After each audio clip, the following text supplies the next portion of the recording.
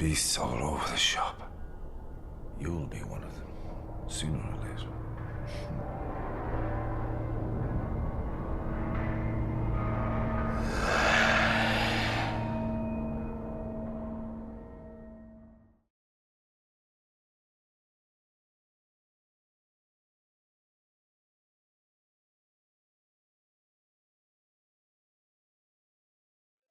A DLC.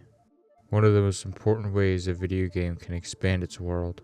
It's the best way to turn a good game into a great one. In my opinion, to make a good game, you have to have a couple things. You gotta have a good story.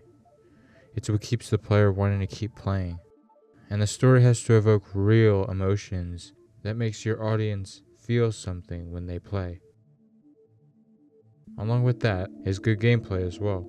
It has to feel right when you play it. The visuals have to be good too. You have to do a lot of things to make good gameplay. Once you finish the main game, you still have work to do. If you want to expand the game, a good idea is to make a DLC. This is a chance to make the game unique from every other game, so you can continue the fan base that you work so hard to build. And the most important thing that a DLC has to do is add rich and compelling content instead of just adding meaningless missions that do nothing. There are so many good DLCs out there. A lot of games get them right and a lot of games get them wrong. Making a good DLC starts in the main game. This is what the gaming company From Software is so good at. From Software doesn't make DLCs. They make entire new games that are essentially the size of a sequel. They don't need microtransactions or 10 different exclusive pay-to-win features to make you want to play their game. They tap into your creativity and make you think. The stories in Souls games are open-ended. It's a big mystery. They make you add what you think happens, instead of them just telling you everything at the start. It's really that simple. They use our curiosity and our desire to explore to make us buy their games, and it works. Among all the games I played, From Software is a name that has blown me away with every release that they have had. They always deliver an amazing and compelling expansion to the world building, lore, and bosses of their games. They had bosses that were essential to the main story of their games. Sometimes they do it even better, creating harder and more challenging bosses. On the flip side of that are games like GTA Online and COD. They're different. The Los Santos Tuners DLC introduced the auto shop contracts, where you can go out and steal money from different places with a few short missions. They were essentially small mini heists that would change after you did each one, and it would rotate them through a roster. The Agents of Sabotage and the Chop Shop DLC were basically the same thing. You do small mini heists that are just reskinned versions of the Tuners DLC. GTA finds small things that work, then they re-release them over and over again until the players get tired and stop playing. The Cayo Perico heist was a good thing that happened to the game. It gave players hope for the future, but it didn't fix everything. I would say that was the last DLC that actually changed the game. It gave us the best way to make money in the game, and everything after that heist was just basically recycled content, and nobody's gonna keep playing if they just keep getting the same stuff over and over again. It's just boring now. COD does almost the exact same things. Every single game they make now is essentially the same as the last.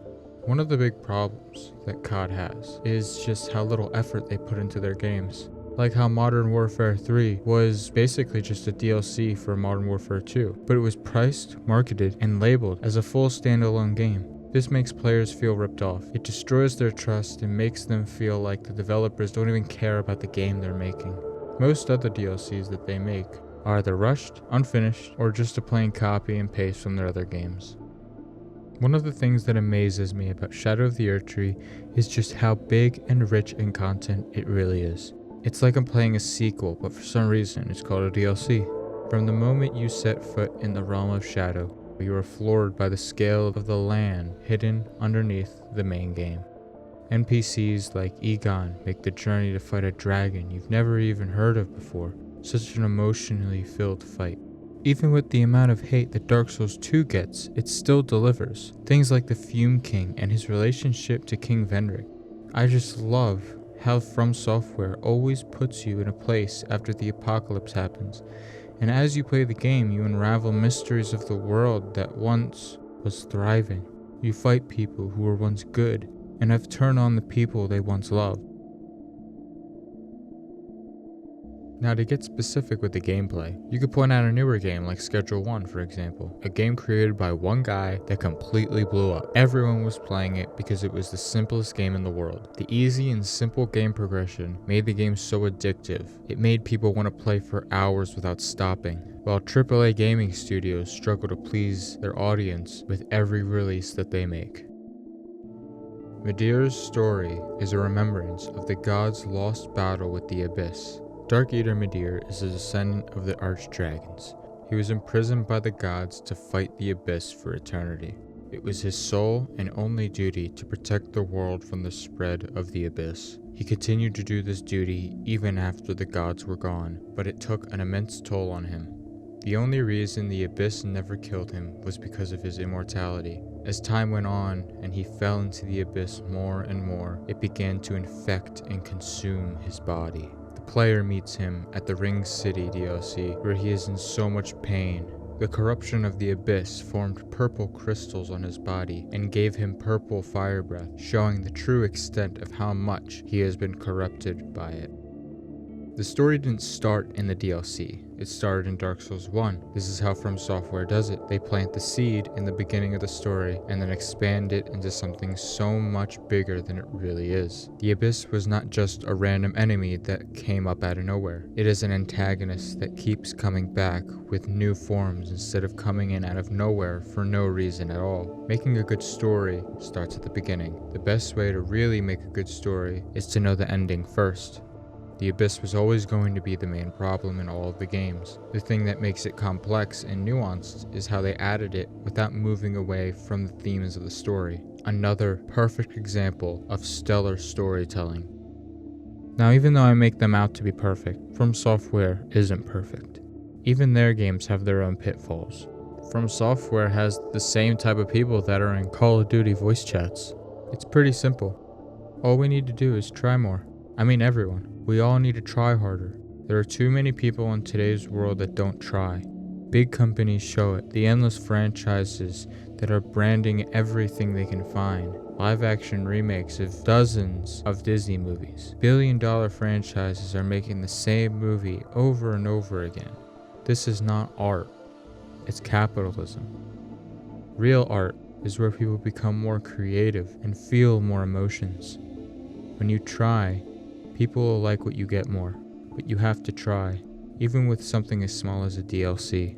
From Software makes sure that everything they make is of the highest quality. They make it so good that the very origins of the entire antagonist in the game are all revealed in that small DLC. All of these film and AAA gaming studios think only on the surface of everything they make and never go deep into anything. Just like how the clip of Father Gascoigne says in the beginning, and the quote that was said by Harvey Dent in The Dark Knight, people who were once creative but fell into the dark and became beasts, losing their creativity and letting all of the power get to their head. It consumes them and turns them from a hero into a horrible villain.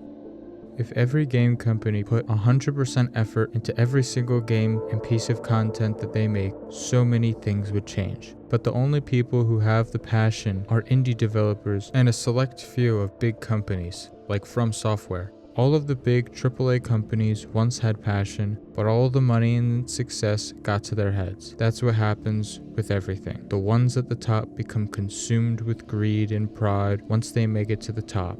It's like a tragic story from Dark Souls. Is it really that hard to try?